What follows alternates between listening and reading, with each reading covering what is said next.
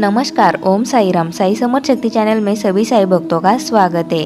साई बाबा के आज आपको दुनिया भर में भक्त मिल जाएंगे। फिर भी कुछ ऐसे भाग्यशाली लोग थे जिन्हें साई बाबा का सानिध्य मिला और वे साई की सेवा में लगकर अपना जीवन संवार गए।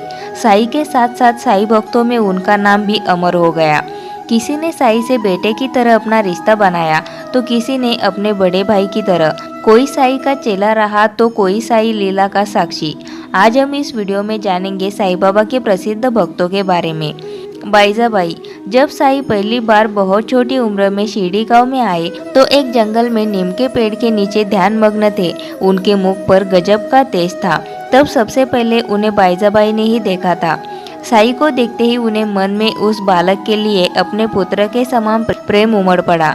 उस दिन से ही उस बालक को खाना बाईजाबाई खिलाने लगी और मन ही मन उसे अपना पुत्र मानने लगी। साई कृपा से बाईजाबाई को पुत्र रत्न की प्राप्ति हुई। इससे साई के प्रति उनकी आस्था बहुत ही बड़ी थी। वे हमेशा सुख दुख में साई के साथ खड़ी रही।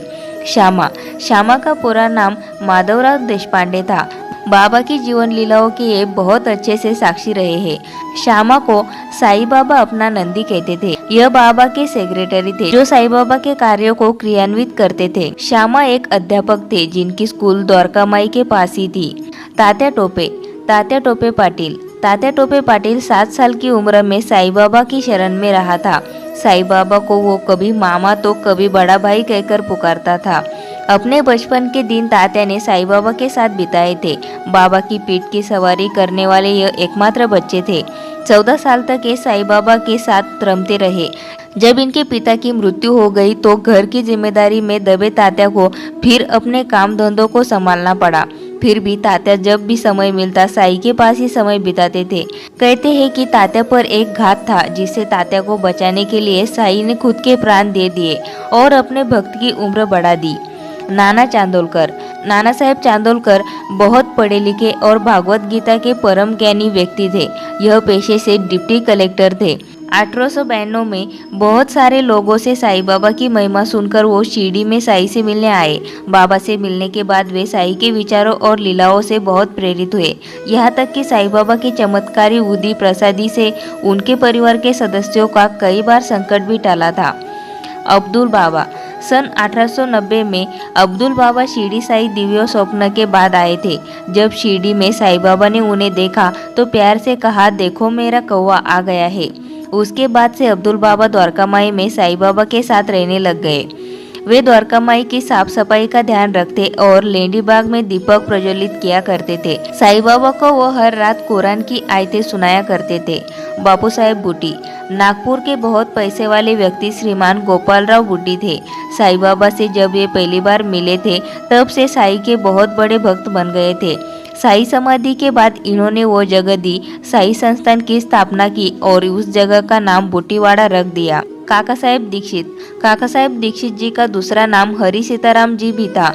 इन्हें साई बाबा के परम भक्तों में माना जाता था। साई बाबा का आदेश इनके लिए ईश्वर तुल्य था। साई बाबा इन्हें प्यार से कई बार लंगड़ा काका भी कहकर पुकारते थे। दास गणु महाराज। श्री गणपतराव दत्तात्रेय जिन्हें दास गणु महाराज के रूप में जाना जाता है, ये बहुत ही अच्छे कवि और गायक थे।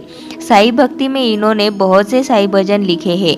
पहले दास गणु पुलिस में थे, फिर उसके बाद वे साई सेवा में लग गए। दास गणु फिर साई नाम के कीर्तन करके साई की महिमा को पूरे महाराष्ट्र में फैला दिए थे। हेमाड पंथ। हेमाड पंथ को किसी परिचित की जरूरत नहीं है क्योंकि साई की महिमा बताने वाले सबसे बड़ी साई पुस्तक साई सच्चरित्र इन्हीं के द्वारा लिखी गई है। हेमाड पंथ ने साई बाबा को बहुत ही पास से जाना है और उनसे प्रेरणा लेकर साई के जीवन चरित्रों को अपनी कलम से उबार कर लोगों के सामने प्रस्तुत किया है। लक्ष्मीबाई। लक्ष्मीबाई शिंदे बचपन से ही साई की संगति में रही है तो वो शुरू से ही साई को जानने लगी थी। यह लड़की भी साई बाबा की निवास स्थली द्वारका माई की सफाई किया करती थी। बाबा के लिए पीने का पानी लेकर आया करती थी और बाबा की देखभाल करती थी। रात में बाबा की द्वारका माई में लक्ष्मीबाई, तात्या और मालसापति का ही आना जाना था। बाबा अपनी समाधि से पहले लक्ष्मीबाई के हाथों में 9 सिक्के देकर गए थे जो एक शिष्य के गुणों को बताते हैं।